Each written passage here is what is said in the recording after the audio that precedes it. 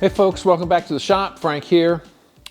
I'm still playing with my new Jet 12-inch jointer planer combination machine. We're going to put it through its paces a little bit in this episode. I don't think there'll be another one after this. I'll be done with this for this episode. But I do have the mobile base came, so I'm going to put that together. We'll lift it up, put the mobile base under it, and run it, see how it works. And it's my butchie boy. That's a good boy. Come here. You want to sit? Will you sit for me? Huh? Sit? Sit. Sit. That's a good boy. Give me the paw. Give me a paw. Give me that paw. He's such a good boy. Oh, there comes Brew Brew, not to be left out. He doesn't want to be left out. You being a good boy? Yeah. What you doing? Huh? Where's my butchie? Yeah. You guys. It's been cold out. It's cold out today. Yesterday I don't think it got out of the 40s. This is the coldest day we've had so far this year. We had a really hard freeze. We had a little bit of snow yesterday, overnight. Well, I can't say we had some snow. There was a little bit of sleet or something on the ground in some spots yesterday morning, but okay. I'm going to put a mobile stand together here for this machine.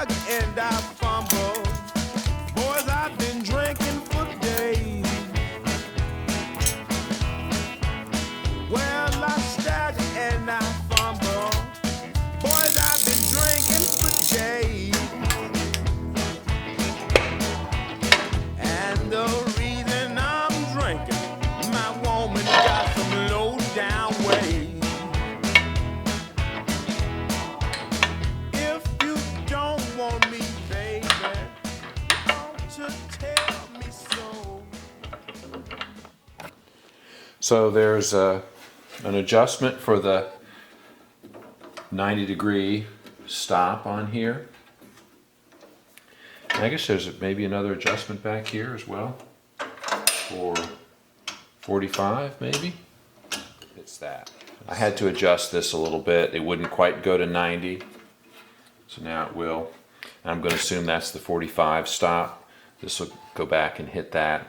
So you may have to adjust that as well if you want to go to 45. And there's degree markings on here. I don't know how accurate they are. Wouldn't trust them, but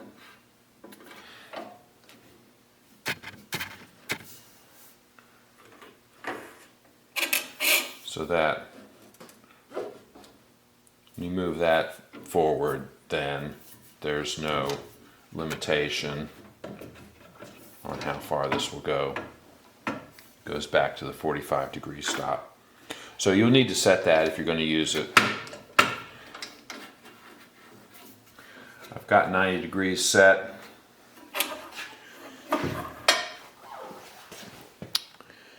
With my tri-square here and here.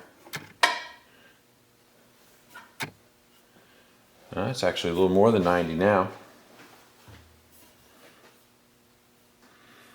Interesting. It was set a minute ago.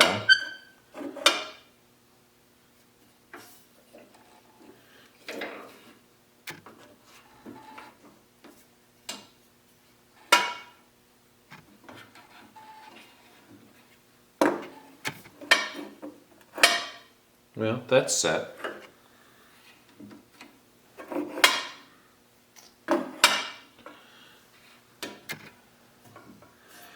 Don't know what I did, but that's right on. Okay, so I got my fence set, and that's most important when you're jointing the edge of a board, which we will do.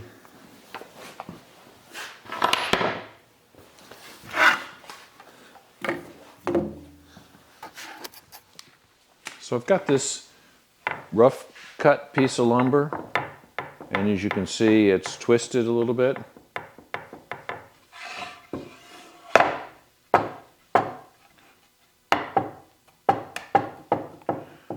Twisted quite a bit. All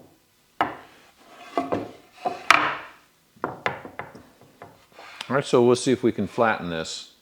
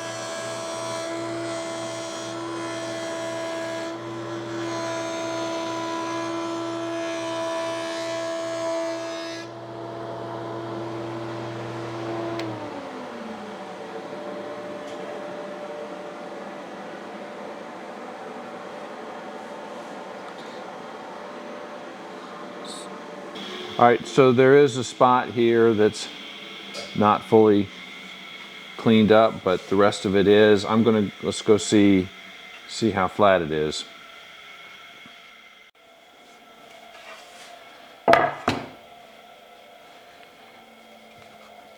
Well, that's dead flat. It certainly isn't rocking anymore. So that did a nice job, I have to say. And it handled this knot all right. Let's joint this edge in order.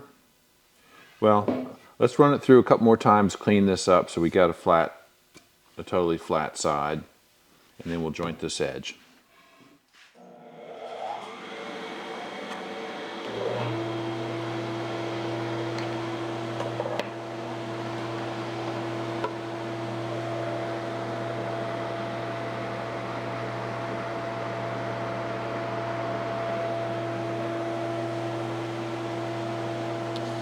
All right, I'm going to take a maximum cut, an eighth of an inch.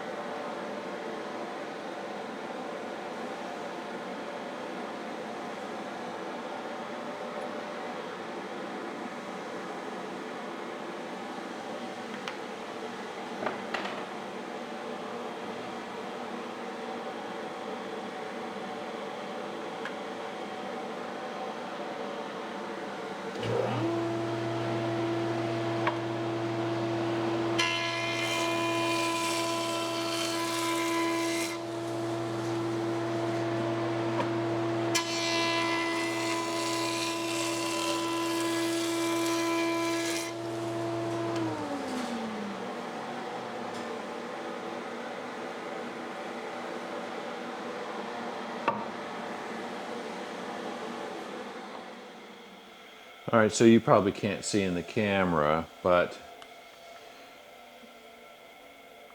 there's considerable grain change here. Some of this is, but it's perfectly smooth. There's no chip out.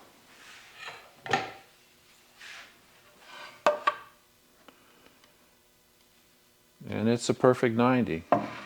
So as far as surface finish, I can feel a little variation, like a just barely perceptible across the face here. Two spots here, here, and here, here, here. So, and that's caused by not feeding smoothly all the way through. Ideally, you want to have one constant speed without any interruption. If you stop mid-feed, you're going to have a little variation. That will sand right out, but and running it through the planer would take care of it as well.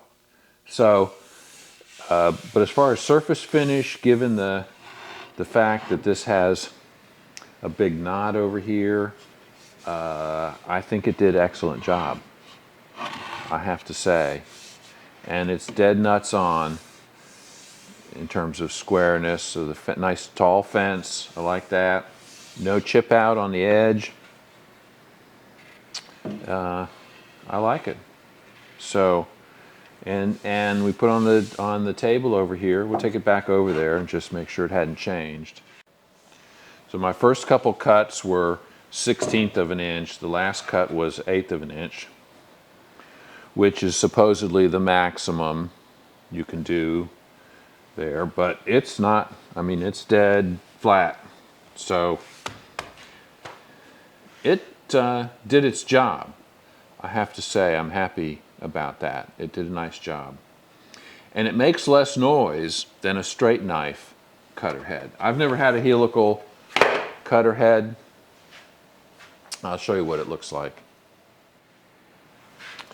So this is the cutter head. It has, I think, 4 rows of knives, and they're staggered, so there is no location where there's not a knife as it rotates.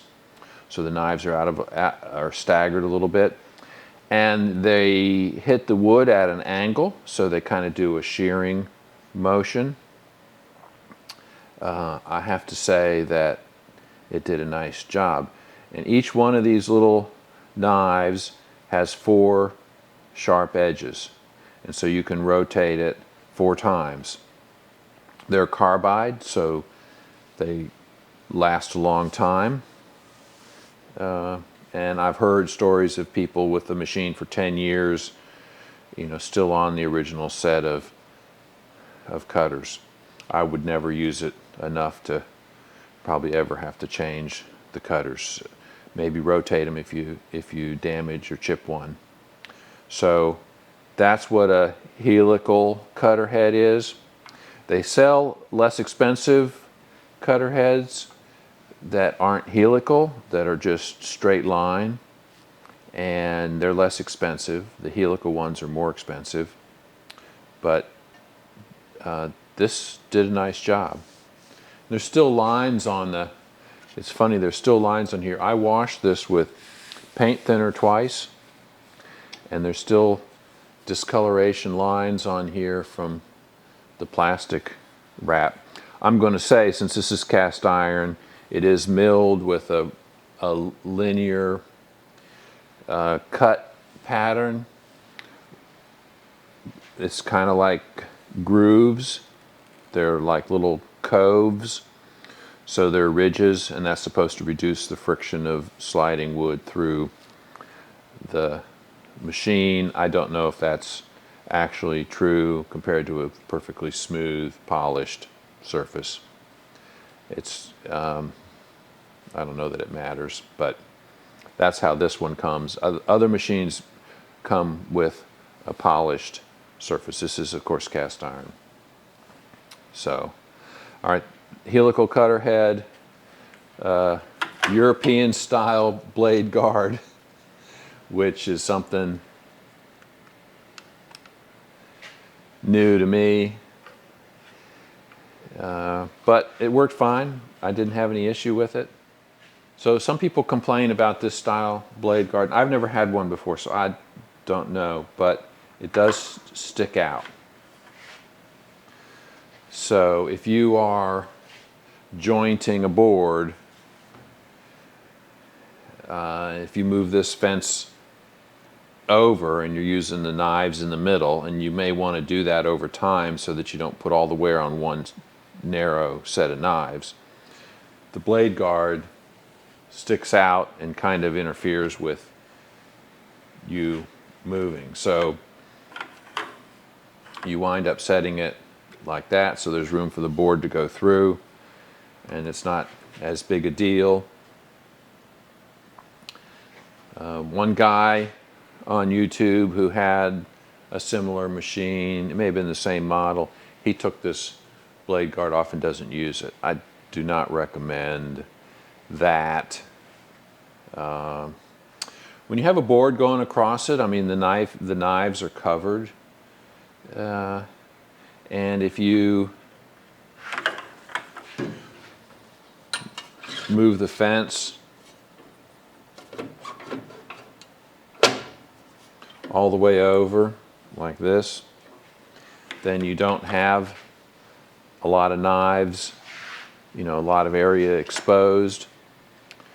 So, you know, maybe you would take the blade guard off in that situation, because with it sticking out a foot, you can't joint lumber. So I think I would take it off in that scenario if you're edge joining lumber.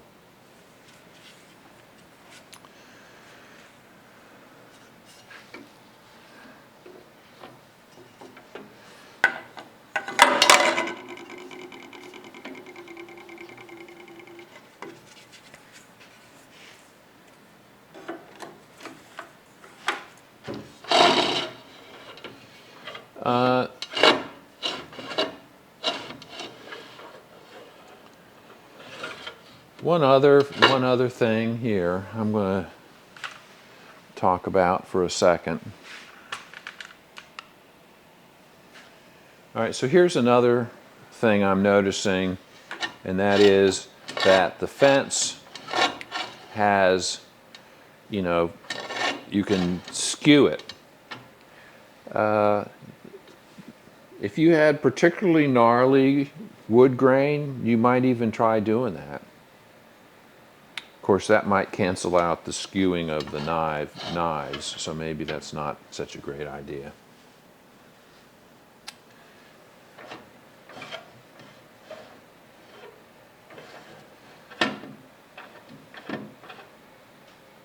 I think it makes sense to leave.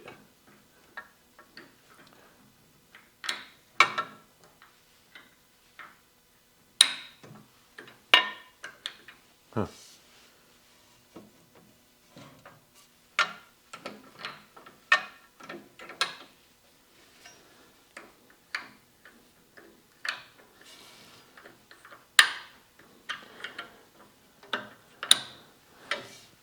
I wish these levers were just knobs. I don't know that there's any. There's a kind of a hassle having to pick them up. I don't know. That might be something worth looking into.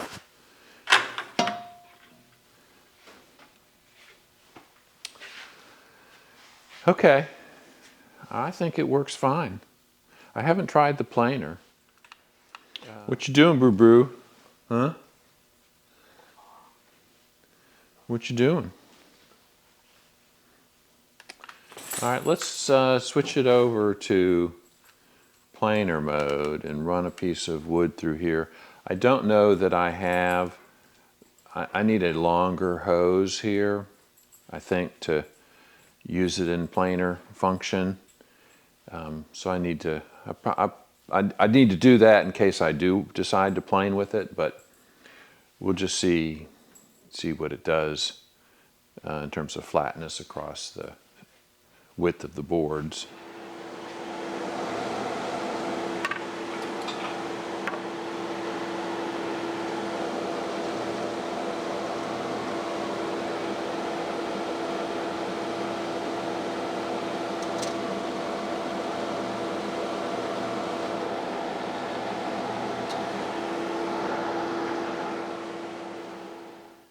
So the reason I'm having a problem is the power feed is not working.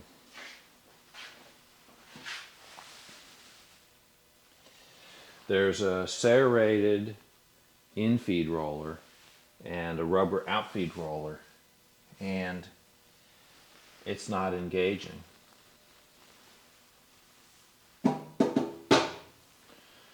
So, Houston, we have a problem. All right, I'm going to have to take the cover off the back, and drive belt must have come off.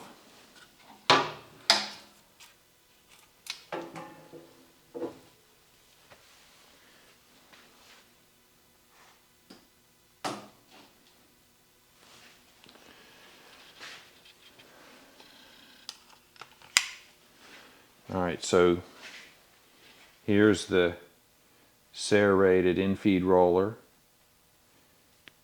and the rubber out-feed roller over here. So it's supposed to rotate, and I can rotate the rubber roller, and you can see the serrated roller moving, but it's not hooked up to the motor.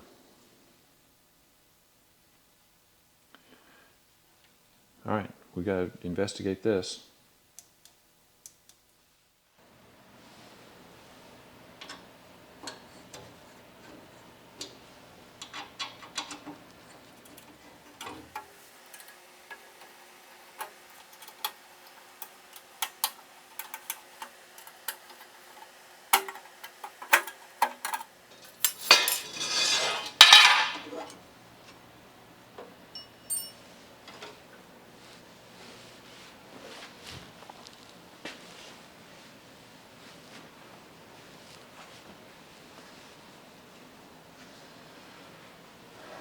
Well, this could be the problem here.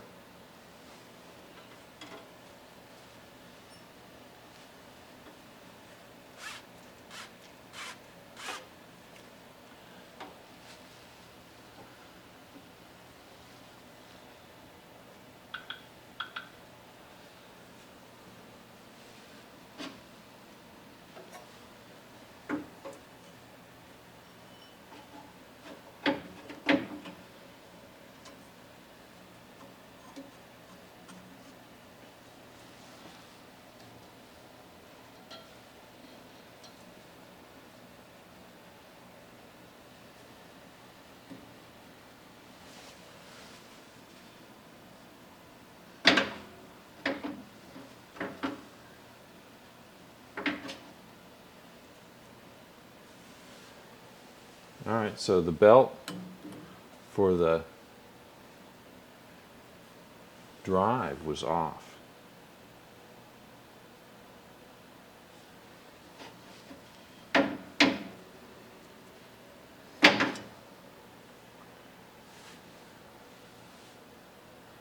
Interesting.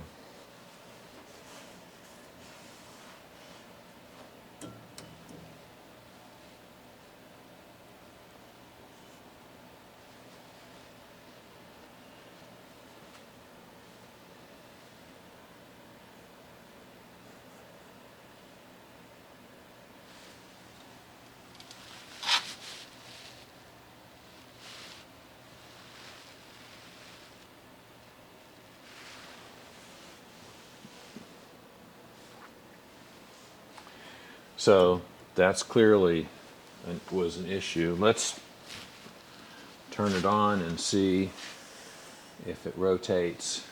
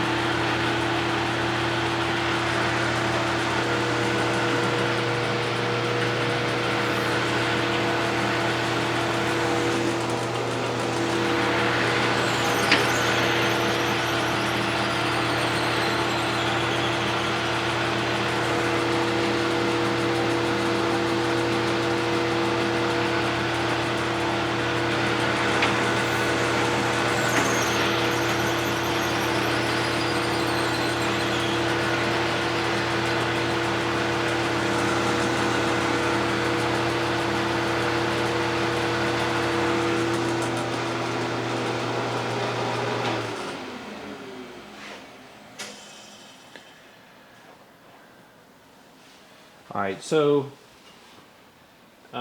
clearly, I would almost just leave it in the up position all the time, because that belt flops around so much when you disengage it that it looks like it could easily come out of this pulley over here. So I think the answer is just leave it so it runs all the time. Doesn't matter. All right, we'll put the cover back on here.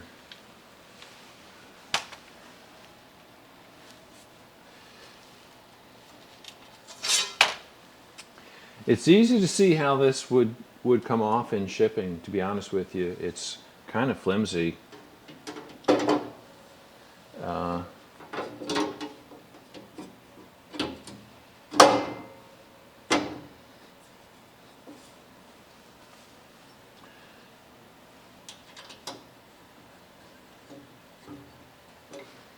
So maybe that's why you spend a couple $1,000s more for a hammer machine, or even more than that for a felder.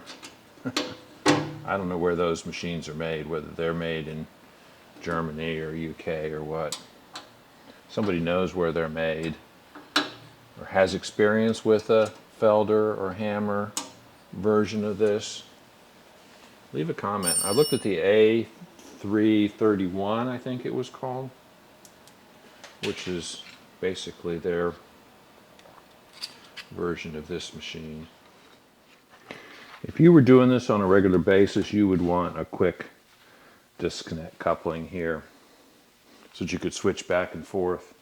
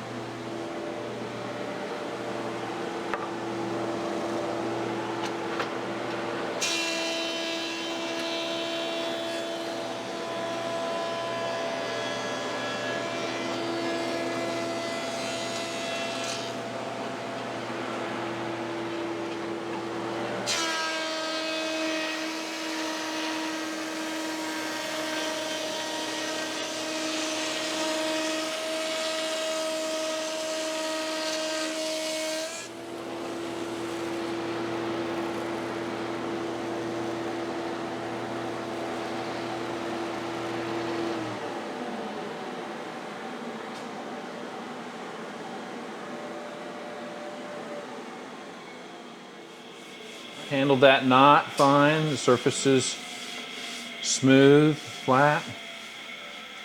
Let's see how accurate it is across the width.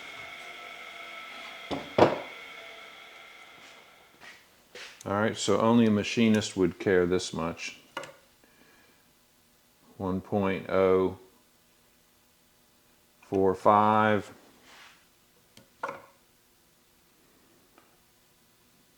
1.046.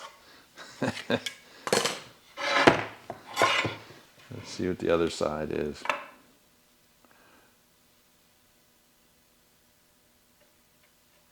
1.048. 1.046. I'd say that's as close to perfect as you can get with wood. So it did a beautiful job in terms of keeping the same thickness across the board. Decent surface finish. This is the side we planed. I don't feel any snipe. That's good. My planer, my big planer, does give a little bit of snipe. So I would say it did a very nice job once we fixed the belt.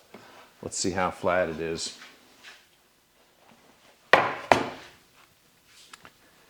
Yeah, I mean, that's dead flat.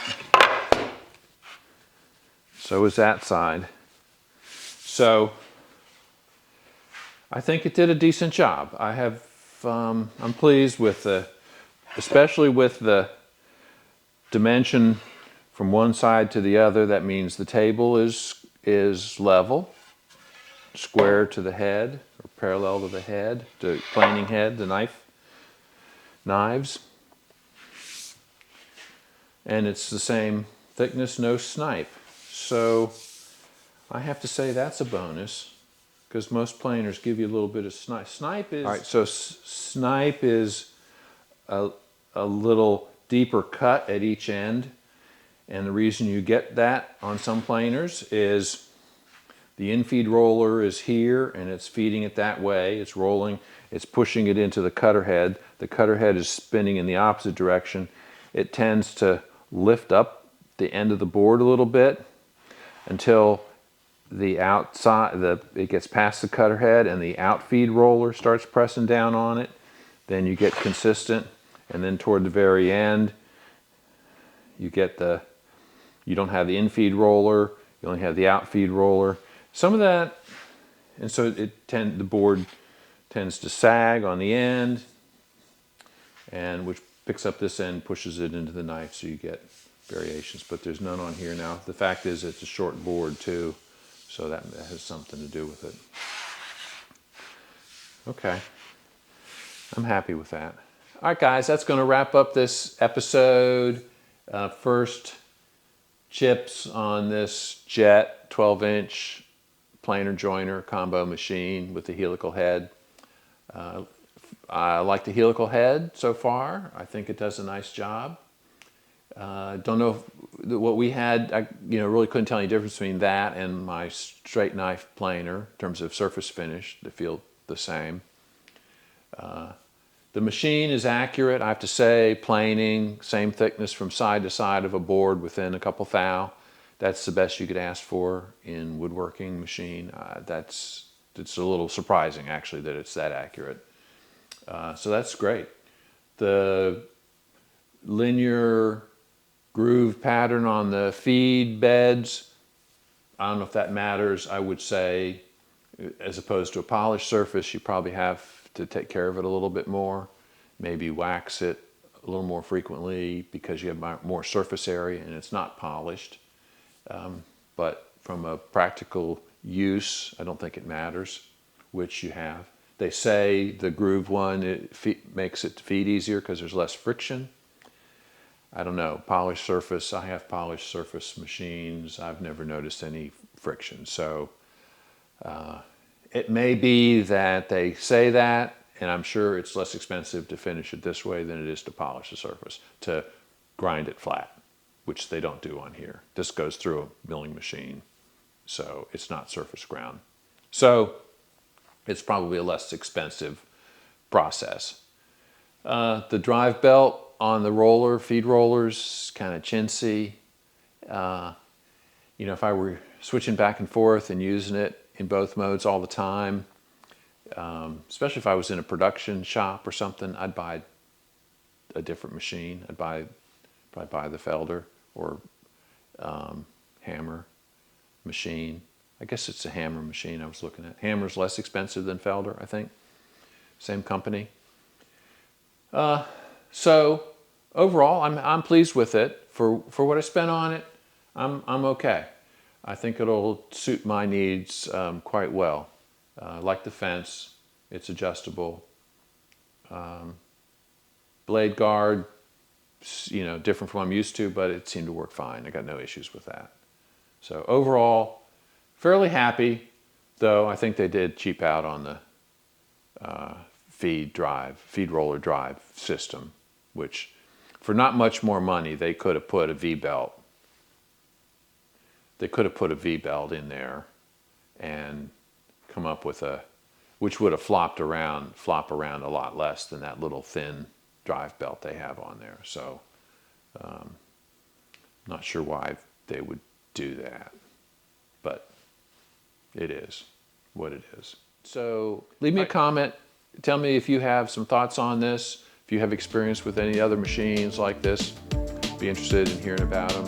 We'll see you guys next time.